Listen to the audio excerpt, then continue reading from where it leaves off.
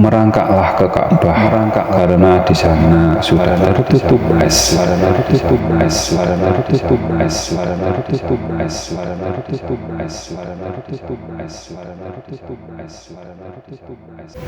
Assalamualaikum warahmatullahi wabarakatuh. Bismillah, alhamdulillah, wa syukuri nikmatillah, la haula wa la quwata illa billahil aliyul azim. Merangkaklah ke Ka'bah, karena di sana sudah tertutup es. Kurang lebihnya yang demikian itu telah disabdakan oleh baginda Nabi Muhammad SAW, yang kami jelaskan saat ini dengan bahasa kiasnya. Merangkaklah berarti berjalanlah menggunakan kedua kaki dan kedua tangan, yang berarti berjalan sampai titik kemampuannya yang paling akhir, atau berusahalah sampai usahanya yang paling akhir. Berarti berjuanglah dengan segenap anggota badan atau segenap tenaga, karena di sana sudah tertutup es, yang berarti sangatlah licin. Mekah atau Baitullah, yang artinya sebagai kiasannya rumahnya Allah. Jangan dipahami Allah membutuhkan rumah, bahkan Allah Subhanahu wa Ta'ala tidak butuh kalian sembahnya. Yang butuh menyembah kepada Allah Subhanahu wa Ta'ala itu kita semua.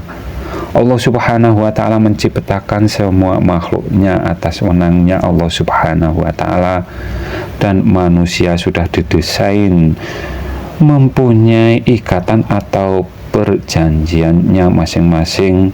Manusia di awal jasadnya manusia ditiupkan ruh, setelahnya berjanji saat bersaksi menyatakan hanya Dia yang berhak dituhankan.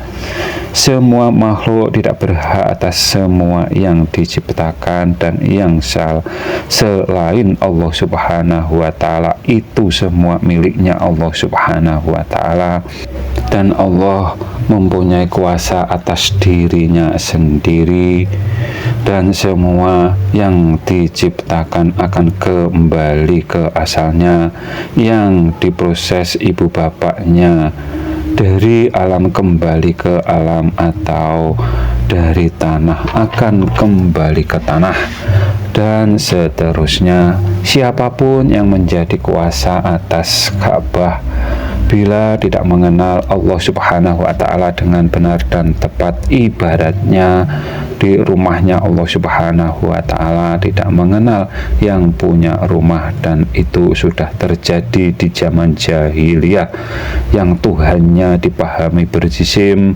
dan dipatungkannya. Penguasa Ka'bah telah bergonta-ganti pemiliknya atau yang menguasainya. Syiah pernah menjadi kuasanya atau menjadi imam di Mekah sana. Aswaja juga pernah menjadi imam di sana, dan saat ini Mekah dikuasai Wahabi atau para pengikutnya Abdul Wahab, dan mereka tidak mau dipanggil dengan sebutan Wahabi, sedangkan nama Wahabi itu ditujukan bagi mereka yang menjadi pengikutnya Abdul Wahab. Walau mungkin ada 1000 atau 1.000.000 Abdul Wahab atau pengikutnya, semuanya layak disebut Wahabi dalam kurung pengikutnya Abdul Wahab. Apakah Syiah, Aswaja, dan Wahabi ketiganya sama dalam hal akidah atau tauhidnya? Kalau kita cermati dengan berdasarkan kajian ustadz-ustadznya, ketiganya ada perbedaannya. Di antara ketiganya hanya satu yang tidak menyelisihi dengan seruan ayat Al-Quran dalam memahami zatnya Allah Subhanahu wa Ta'ala, dan itu sangat sering kami bahasnya di video sebelumnya.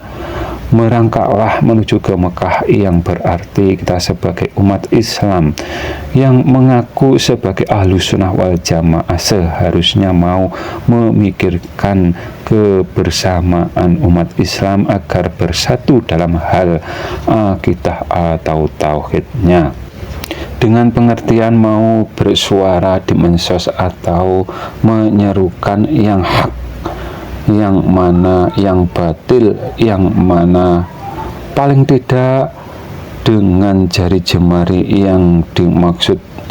Merangkaklah menuju ke sana, berhasil atau tidaknya serahkan kepada Allah Subhanahu wa Ta'ala, karena itu memang wenangnya Allah Subhanahu wa Ta'ala. Karena di sana yang paling banyak Tuhannya dipahami dengan berjisim. Oleh mereka disebut Tuhannya mempunyai fisiknya, menyelisihi seruan ayat Al-Quran dalam memahami zatnya Allah Subhanahu wa Ta'ala. Semua yang selain Allah Subhanahu wa Ta'ala itu disebut makhluk. Secara hakikatnya yang menciptakan Allah Subhanahu wa Ta'ala dan menjadi miliknya Allah Subhanahu wa Ta'ala. Yang diciptakan tidak satu pun yang mempunyai sifat yang sama dengan Allah Subhanahu wa Ta'ala. Apabila ada kata yang salah, kami mohon maaf. Semoga bermanfaat dunia akhirat. Akhirus salam. Wassalamualaikum warahmatullahi wabarakatuh.